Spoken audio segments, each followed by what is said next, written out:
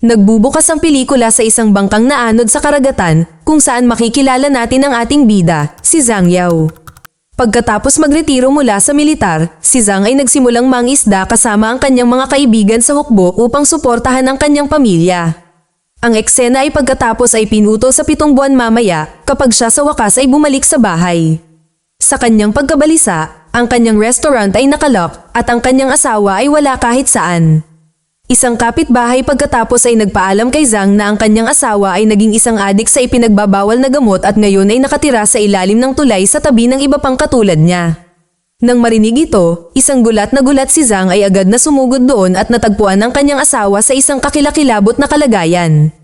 Ang isang flashback ay nagpapakita na ilang buwan bago ang lahat, may ilang mga thug na dumating sa kanyang restaurant at niloko siya sa pag-inom ng alak na nilagyan nila ng ipinagbabawal na gamot.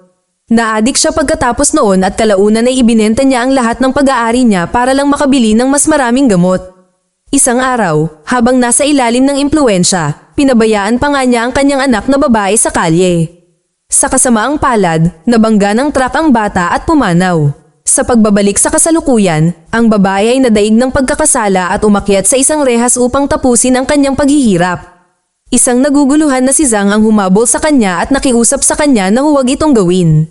Tinitiyak niya sa kanya na dadalhin siya nito sa rehab at maaari pa itong gumaling at mamuhay ng normal. Gayunpaman, ang kanyang asawa ay nawalan na ng pag-asa at tuluyang tinapos ang kanyang paghihirap. Iniwan si Zhang na hindi matanggap ang mga nangyari. Naputol ang eksena sa pagkalipas ng 2 taon nang ang isang pulis na nagngangalang Ando ay nagsagawa ng pagsalakay sa isang hideout ng mga nagtutulak ng ipinagbabawal na gamot.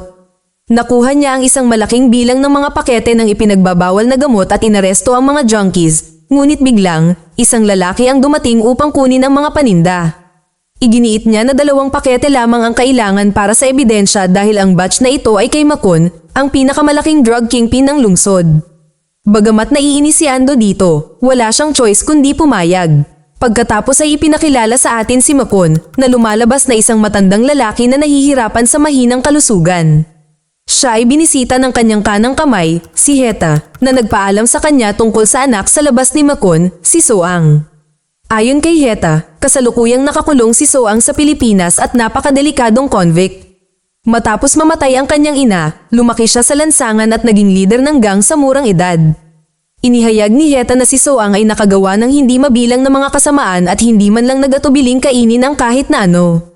Sa kabila ng mga karumal-dumal na krimen na ginawa ng kanyang anak, si Makon ay nananatiling hindi nababahala. Sinabi niya na hindi na siya mabubuhay ng mas matagal at nais niyang ayusin ang kanyang mga nakaraang pagkakamali. Hinimok ng matanda si Heta na dalhin si Soang sa kanya gamit ang anumang paraan na kinakailangan. Sa sumunod na eksena, makikita natin si Soang na payapa na natutulog sa kanyang selda ng bilangguan. Ilang sandali pa, maraming gwardya ang pumasok at sinimulang salakayin siya ng sabay-sabay.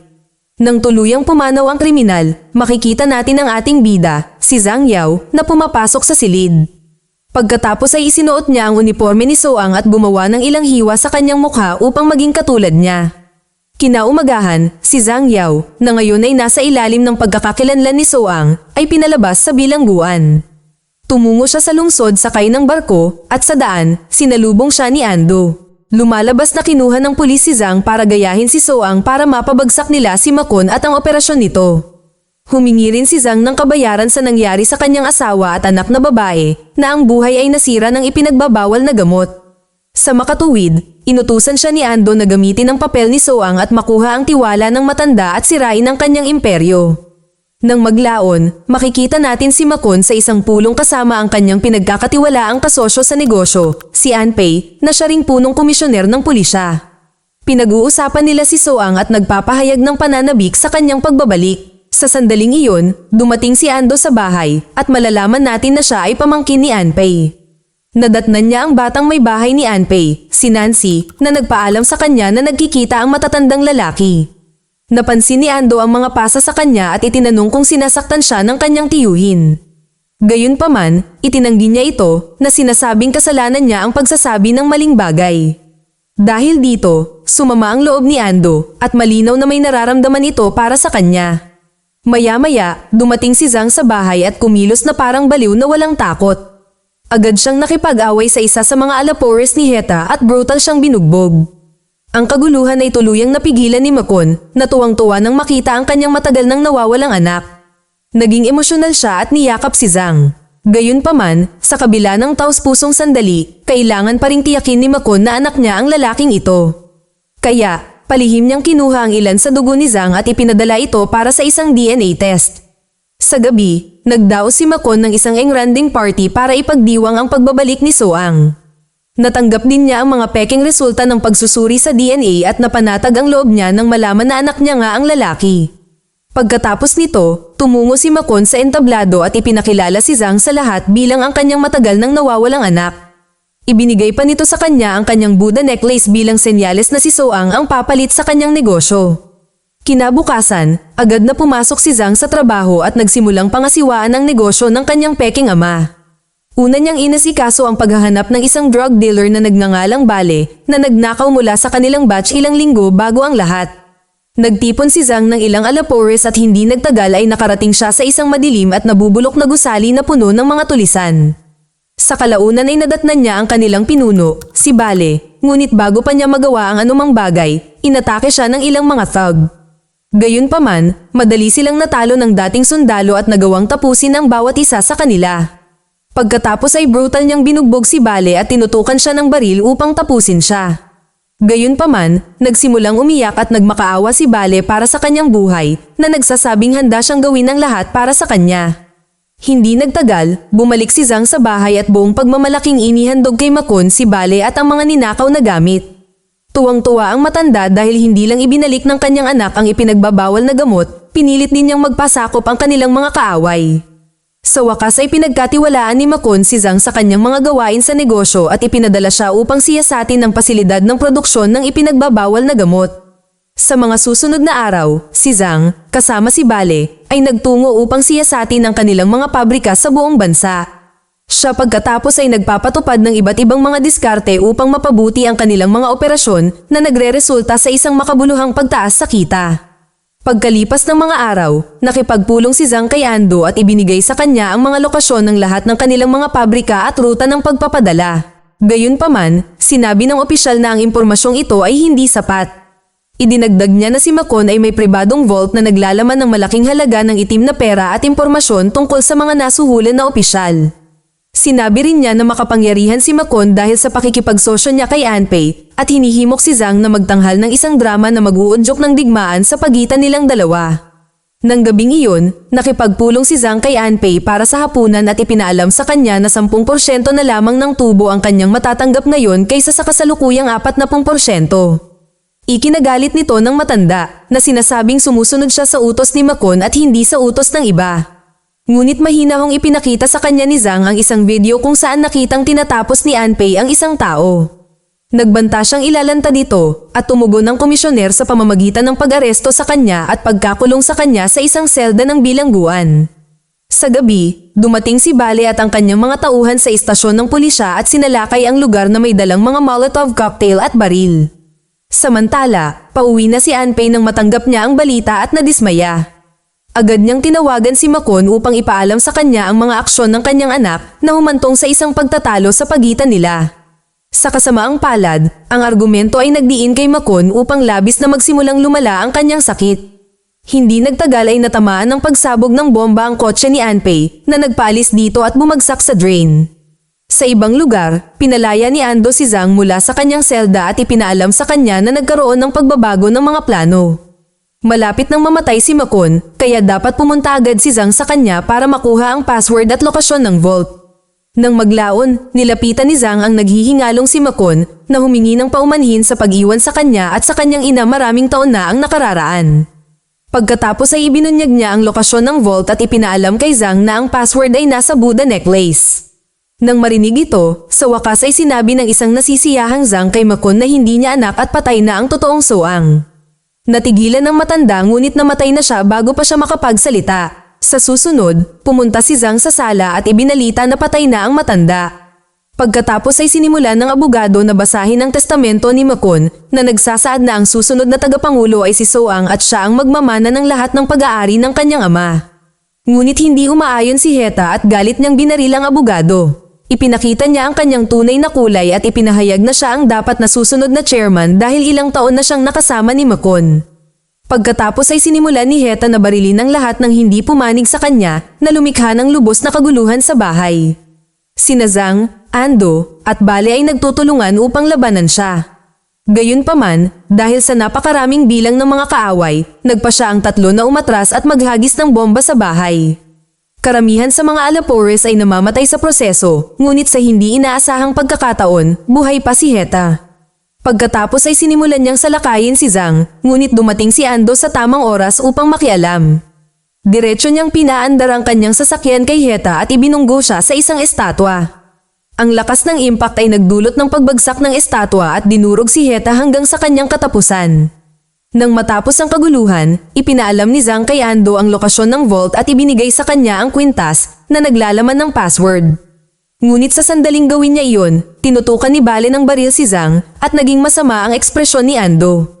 Pagkatapos ay ipinahayag na si Ando ay isang baluktot na pulis na matagal nang nagbabalak na sakupin ang imperyo ni Makon. Ngunit hindi siya nagkaroon ng pagkakataon hanggang sa hiniling ni Makon ang kanyang tulong sa paghahanap ng kanyang anak. Pinili niya si Zhang para sa trabaho dahil siya ay isang natatanging sundalo na ang pamilya ay nawasak ng ipinagbabawal na gamot.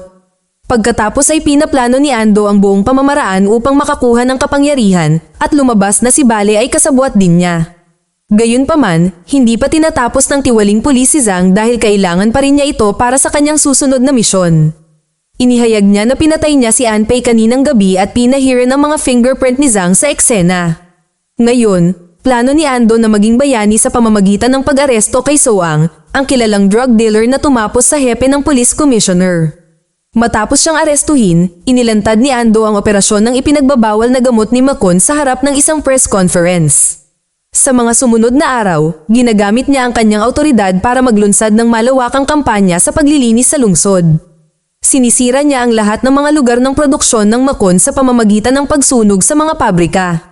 Tinapos din niya ang marami sa mga manggagawa sa proseso, karamihan sa kanila ay mga mahihirap at walang magawa. Matapos lansagin ang buong drug mafia, si Ando ay pinuri ng kanyang departamento at napromote pa bilang Chief Police Commissioner. Gayunpaman, lingid sa kanilang kaalaman, inutusan ng lalaki si Bale na itago ang mga pakete ng ipinagbabawal na gamot upang makapagpatakbo siya ng sarili niyang lihim na negosyo. Sa susunod na eksena, sa wakas ay pumasok si Ando sa lihim na vault ni Makon at nagulat na matuklasan ng isang silid na naglalaman ng kabuuang 2 bilyon na cash. Ang pagtuklas na ito ay labis na nakalulugod sa kanya at sinimulan niyang iplano ang susunod na yugto ng kanyang plano. Pagkalipas ng mga araw, nagdao si Ando ng isang seremonya ng pang-alaala para kay Makon at Anpei sa parehong lokasyon. Ang kaganapan ay nakabuo ng maraming atensyon ng media dahil walang nakakaalam na ang dalawa ay magkasosyo sa negosyo. Inimbitahan na pala ni Ando ang lahat ng mga kasabwat ng namatay sa seremonya. Balak niyang bombahin ang buong funeral hall at tapusin ang lahat ng sabay-sabay para maalis ang anumang kompetisyon. Di nagtagal, nagsimula ang libing at nagmamasid si Ando mula sa isang kalapit na gusali kung saan nakalagay ang vault. Dinala na rin niya si Zhang dahil balak niyang sisihin siya sa mga mangyayari. Bumalik sa libing, umakyat si Nancy sa entablado at binati ang mga bisita. Pagkatapos ay ibinalik niya ang isang kortina sa likod niya na nagpapakita ng napakalaking mga imbak ng ipinagbabawal na gamot at maraming mga larawan ng mga biktima na ang buhay ay nawasak ng pagkagumon. Ikinagulat nito ang lahat, ngunit bago sila makapag-react, lumabas si Nancy sa likod ng pinto at nilock ito na nakulong ang lahat sa loob ng bulwagan. Kalaunan ay nakipagkita siya kay Bale at nagpalitan ng emosyonal na yakap ang dalawa. Ilang sandali pa, pinasabog ni Ando ang pampasabog na ikinamatay ng lahat sa loob ng funeral hall. Gayunpaman, out of nowhere, ang vault na naglalaman ng 2 bilyong dolyar ay sumabog din sa kanyang likuran na nag-iwan sa kanya ng lubos na natulala. Mabilis na napagtanto ng galit na opisyal na kagagawa nito ni Zhang. Sa pamamagitan ng isang flashback, malalaman natin na si Nancy ay anak ng isang matapat na commander ng pulisya na nag-alay ng kanyang buhay sa paglaban sa ipinagbabawal na gamot.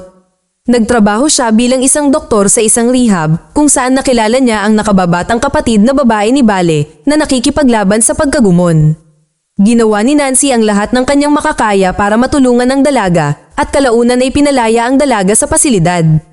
Gayunpaman, ang kanyang paggaling ay hindi nagtagal dahil siya ay bumangon muli at sa huli ay tinapos ang kanyang paghihirap. Sa kabilang banda, Ang ama ni Nancy ay pinatay din ng barkada ni Macon dahil ang commissioner ay nakikialam sa kanilang negosyo. Ito ay kapag siya ay tumakbo kay Bale na din nagdadalamhati para sa kanyang kapatid na babae. Pagkatapos ay magkasama silang pumunta sa isang kanlungan sa ilalim ng tulay kung saan nakatira ang mga pamilya ng mga adik sa kakilakilabot na kalagayan. Isang araw, inatake ng ilang nagbebenta ng ipinagbabawal na gamot ang shelter at humingi ng pera sa mga adik. Sinubukan ni Nancy at Bale ang kanilang makakaya upang mamagitan ngunit natalo sila. Nang tila wala ng paraan, lumitaw si Zhang at iniligtas sila sa pamamagitan ng brutal na pambubugbog sa mga dealers at pagpapaalis sa kanila. Mula sa pangyayaring ito, nagpa siya ang tatlo na magtulungan at maghiganti sa mga naging sanhi ng napakaraming pamilya na mamuhay sa paghihirap. Nilapitan muna ni Nancy si Anpei at ginamit ang alindog nito para akitin siya at mangalap ng inside information. Pagkatapos ay ibinaling niya ang kanyang atensyon kay Ando. Alam niyang may matinding hinanakit ito sa kanyang tiyuhin. Sumunod, nagpanggap si Bale bilang isang drug dealer at sadyang sumulpot sa isa sa mga pagsalakay ni Ando. Pagkatapos ay nagpakita si Zhang nang malaman niyang naghahanap si Ando nang magpapanggap na si Soang. Sa ganitong paraan, ang tatlo sa kanila ay sadyang naging mga tauhan ni Ando sa kanilang mga nakatagong motibo. Sa kasalukuyan, pinahahalagahan ni Ando ang napakatalino na plano na may masamang ngiti. Gayunpaman, ipinahayag niya na walang makakapigil sa kanya na maging susunod na drug lord. Agad niyang inutusan ang kanyang mga tauhan na tapusin sina Bale at Nancy na pagkatapos ay binaril ng ilang beses. Ngunit bago mamatay, pinaandar ni Nancy ang pampasabog sa kanyang braso, dahilan para mamatay agad ang lahat ng Alapores. Isang galit na si Ando ang gumanti sa pamamagitan ng pagbaril kay Zhang at itinapon siya palabas ng gusali. Sa resulta, nagsimulang magsaya si Ando sa paniniwalang sa wakas ay nanalo na siya. Pero natigilan siya nang mapansin niya ang isang camera na nagre-record sa kanya mula sa malayo. Lumalabas na lahat ng ginawa ni Ando ngayon ay naka-live broadcast sa city television ng mga kaibigan ni Zhang. Matapos masaksihan ng buong kaganapan, ang hepe ng sentral na pulisya ay nagutos ng isang ganap na armadong pangkat na arestuhin si Ando. Sinisikap ng tiwaling pulis ang kanyang makakaya na labanan ng pag-aresto ngunit kalaunan ay nadaig at binaril hanggang sa tuluyan itong sumuko. Nagtatapos ang pelikula nang sa wakas ay napansin ng gobyerno ang mga naghihirap na tao na naninirahan sa ilalim ng tulay at nag-alok sa kanila ng tulong. Mag-subscribe para sa higit pang mga video na tulad nito, i-on ang notification at mag-iwan ng like para matulungan ang aming channel. Salamat sa panunood.